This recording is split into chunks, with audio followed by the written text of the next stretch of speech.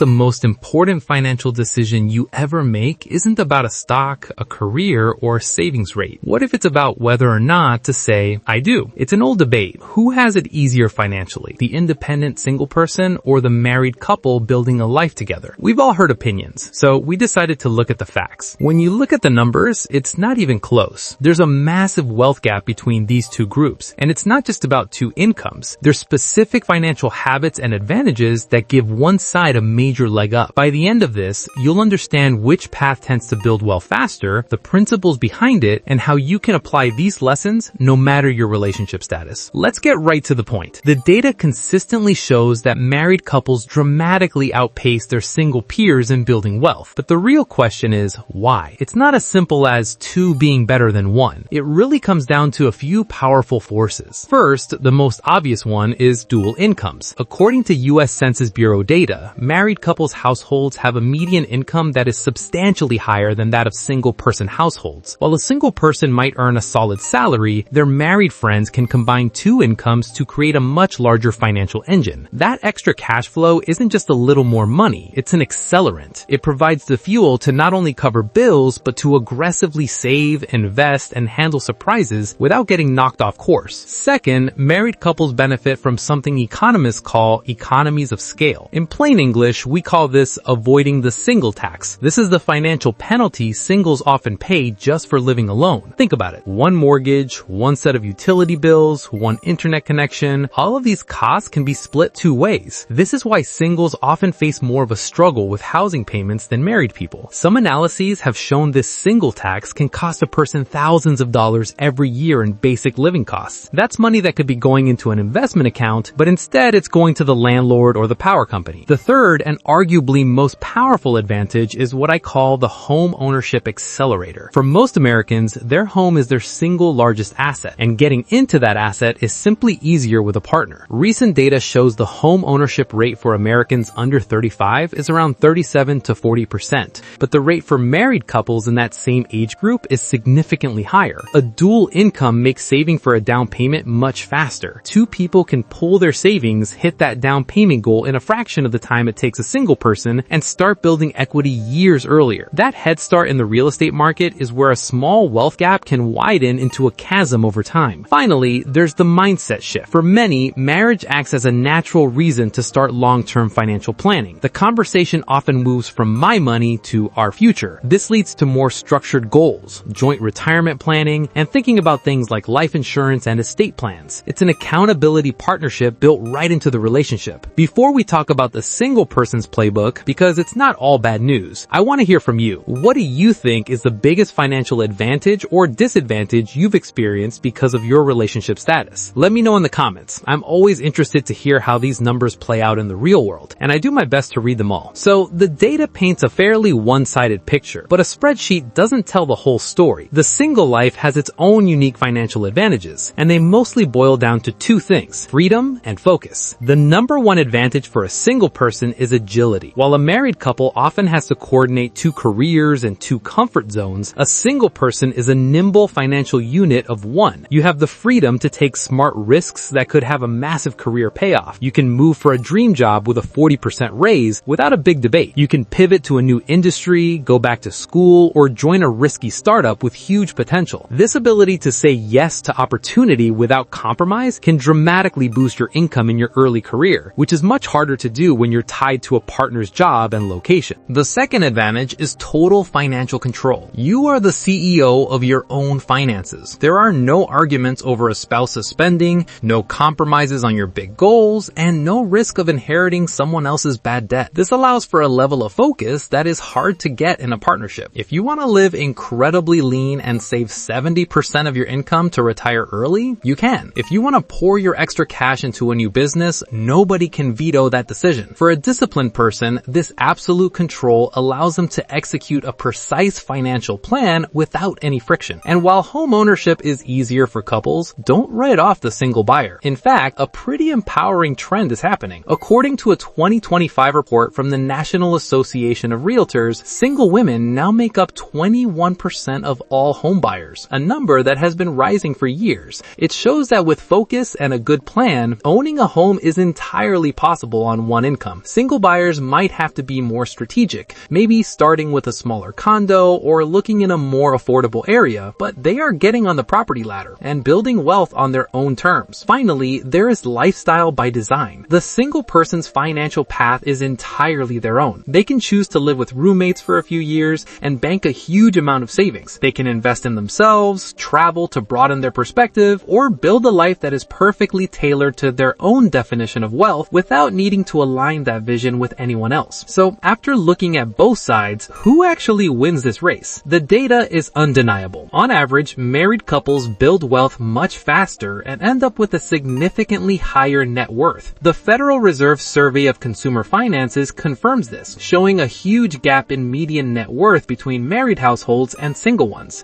The mix of dual incomes, lower per-person living costs, and the fast track to home ownership creates a powerful wealth-building engine that is tough for a single income to match. But this is the key point that most people miss. The wealth isn't created by the marriage license. It's created by the behaviors that marriage tends to encourage. The real principle at play is the combining of financial forces. It's the pooling of resources, the shared long-term goals, and the mutual accountability. A married couple that keeps their finances totally separate, doesn't talk about money, and has conflicting goals will likely build less wealth than a disciplined single person. In fact, some studies show that unmarried couples who live together but don't fully merge their financial lives often have a net worth closer to that of a single person than a married couple. They get the benefit of shared expenses without the wealth-building power of a unified plan. So the true winner isn't single or married. The winner is any household, no matter the structure, that acts with financial unity and discipline. A financially unfocused married couple will lose to a focused single person every time. A single person who lives frugally, invests aggressively, and strategically grows their income can absolutely build tremendous wealth.